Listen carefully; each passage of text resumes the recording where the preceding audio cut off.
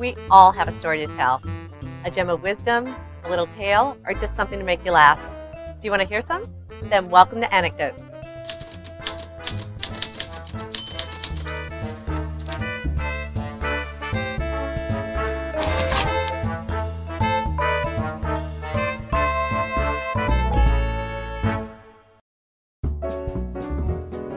Today on Anecdotes, we're talking to Alex Garcia and Bill Rainey, the producers of the New Orleans 48-Hour Film Project.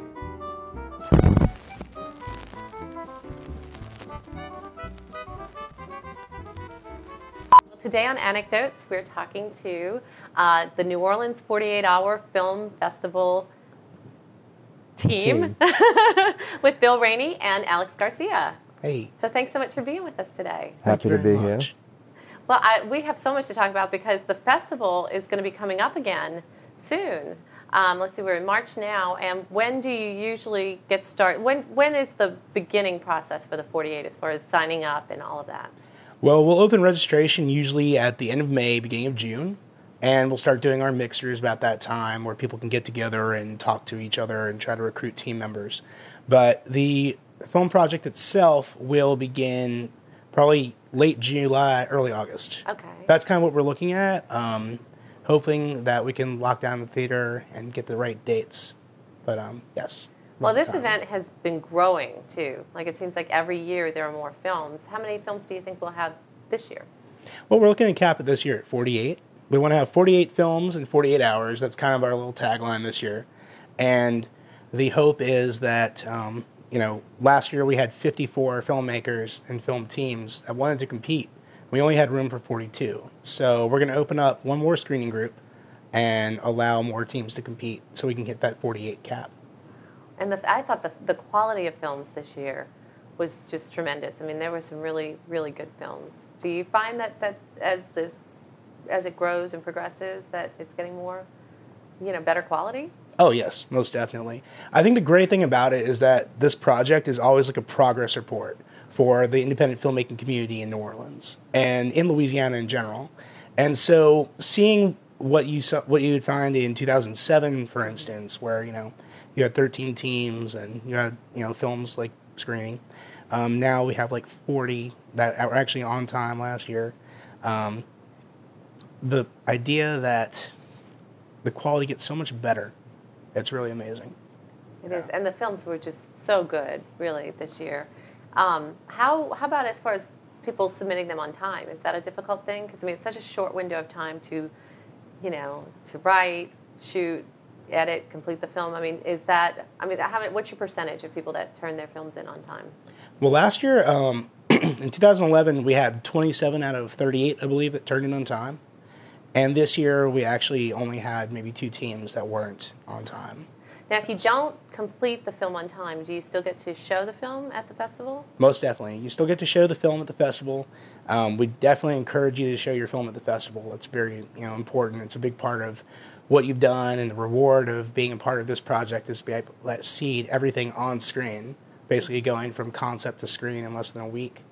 Yeah, you put all those hours in, so you want it to be people to see it, you know, so you feel like you did it for a reason. Yeah, and that means a lot, I know, to the actors and, you know, everybody involved. You know, you really want to see that completed product. Exactly. One thing just to jump back a bit, we mentioned that we would be doing mixes ahead of time. We're also going to be doing auditions. We tried that for the first time last year. It worked out real well, but you know, just having it on one day, everybody can't make it. So we're going to have it on 2 days this time. This will give the team leaders the opportunity to see all actors and just really see what they can do. Now you're the producer of the event, but have you been a filmmaker in the 48 before? Oh, yes. In 2008, I had a team, some friends of mine from college. We got together and we had a lot of fun.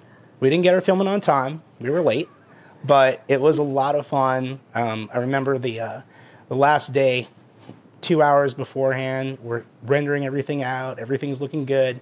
All of a sudden, lightning strikes a transformer, and power goes out, middle of our render. So we end up being about 5-10 minutes late, which means that anything can pretty much happen during this competition. That happens too. 2009, worked with a team, did a film called Awkward Man. That was a lot of fun with Zach Chino, who was actually the team leader that year. And then in 2010, friends and I got back together again and did another film called The World Series of Solitaire for the 48-hour film project then. It was a lot of fun. The next year, they were looking for a producer, basically, a city producer. And I've done festival production before in different capacities and been doing event production basically since high school, starting off with like concerts and things like that. And I wanted to get involved and really help out and maybe do a service to the amazing independent filmmaking community here. And so now I'm here. Con los terroristas.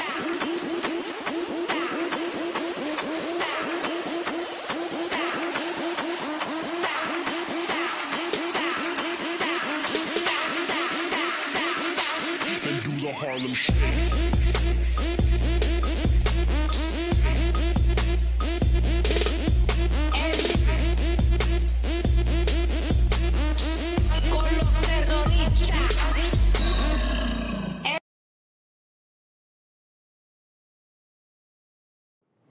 Well, tell me about the judging process for the 48-hour film project. How do you go about, who are the judges and how do they go about judging the different films?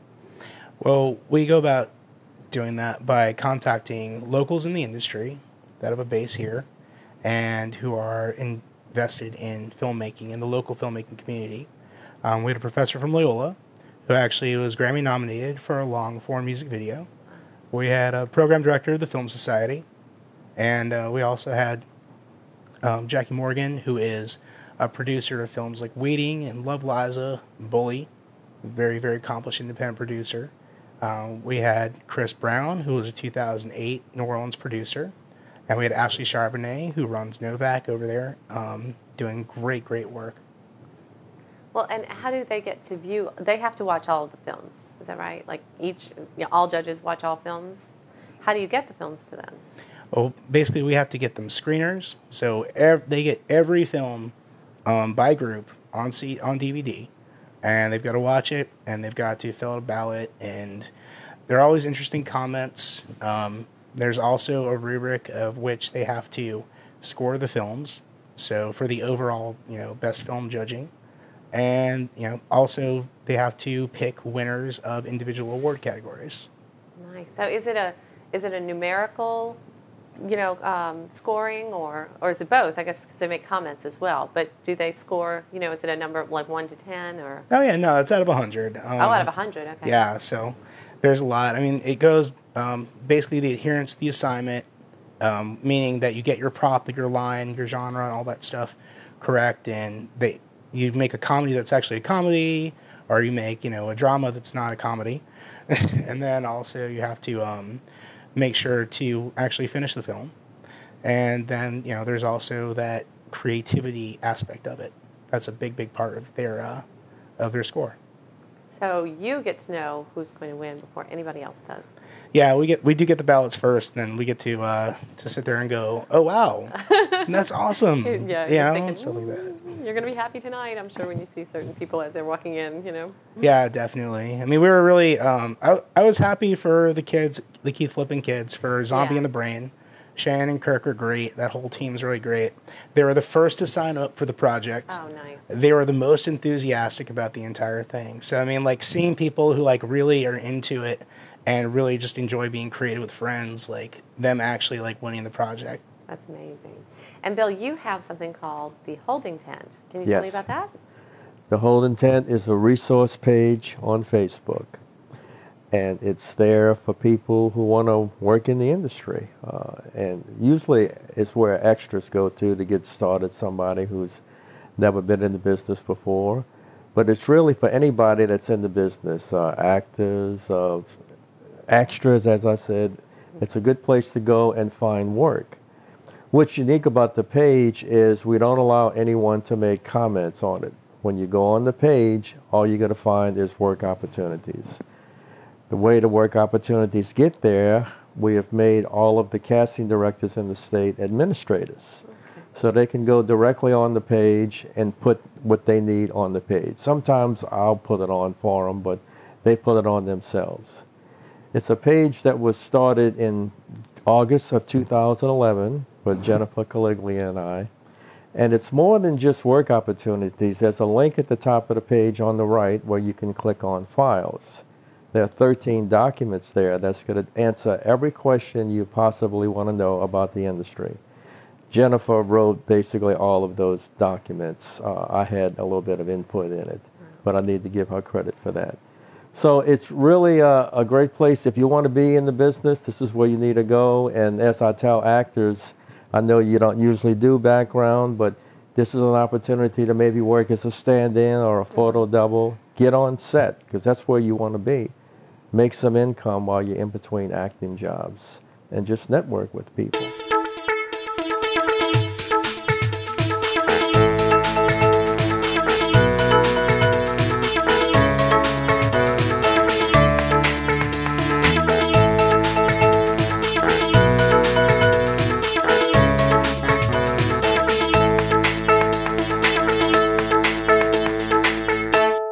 For the 48-hour, I've been calling it the 48-hour film festival. That's really just the viewing portion of the film, you know, watching the films. Right. It's actually the 48-hour film project. Is that right? Yeah, that's correct. And can you tell me, you know, what that's about? What the difference is between the two? Yes. Well, the 48-hour film festival is a different organization. The 48-hour film project is actually the organization that started 11 years ago by Mark Rupert and Liz Langston. They were filmmakers living in Washington, D.C., and they wanted to have this film competition. They got teams together there, and then in successive years went to other cities. And what's been really successful for them is franchising it into what was now like 125 cities at Filmapalooza. That was crazy. And I mean, it goes all over the world. I mean, Beijing, Kuala Lumpur. I mean, this year, the 3 newest cities were Cape Town, South Africa, Amman, Jordan, and Jackson, Mississippi. I mean, it's just like everywhere. It's crazy. I didn't realize that it was an international project. I really didn't. I didn't, you know, I don't think I knew that they were having 48-hour film projects all over the world. And so all of those films were represented in Filmapalooza. Yeah, there are 125 films plus second chance films. The runners-up that basically entered an online competition to, you know, to get into Filmapalooza, because there are a lot of great films, and you know, so yeah, it was great. One of the great things about it was when we got to go to Filmapalooza and see all these films was see there are incredible amounts of diversity because you have all these different cities. So I mean, like, you're seeing basically what each culture is represented in so many different places around the world, and you see the diversity of films. It's incredible. Well, what film won this year? The film that won, it was called it was The Last Role of Jacques Serre, and it's out of Paris, France, and it was hilarious. It was almost like a serious French film combined with Looking at Bernie's. So you can imagine, it's pretty amazing. Wow. Yeah. And just to see the quality of film, I mean, like, every film is just mind-blowingly good at the competition. There are just so many films that, when you think that these people had 48 hours to make a film all over the world, like, it's just great to see. One thing we're trying to do is get the Filmapalooza to come to New Orleans in 2014. We're one of 2 cities, so that gives us a 50-50 chance, but it'll be really great exposure, and the people, you know, will get to see just really see our city and see how interested we are here in the film industry. And our film community has really grown. And then nobody puts on a better party than us. So this would be a great place, don't you think? Combine the Definitely. two. We can have a great party here, and we'd love to bring filmmakers from around the world here and just, you know, see New Orleans and see the local filmmaking community. I mean, it's amazing what's happened here. I mean, in the past, like, 7 to 10 years in the local filmmaking community, like, so many people have come here, and then so many local homegrown artists have really made their way and made a name for themselves coming out of here. And, you know, we want to show the world that what we've got, basically. Well, can you tell me your website link that we can go and look up the information for this coming year? Most definitely. 48hourfilm.com. That is where you go for the main event for all the cities around the world. We're actually 48hourfilm.com/New Orleans. And then our Facebook page is where you get a lot of the information on the local event. And that is at facebook.com/48NOLA. And Bill, you have a Facebook page. Right, the Hold Intent is on Facebook, so you just look for the Hold Intent. There's a Hold Intent discussion page. That's where we allow people to make their comments. So just when you pull up the Hold Intent on Facebook, just look for the one that has 7,000 members. That'll tell you which one that you need to go with.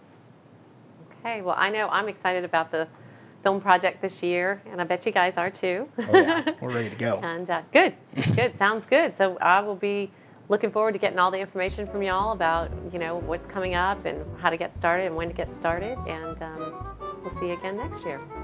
Sounds Thank you great. very much.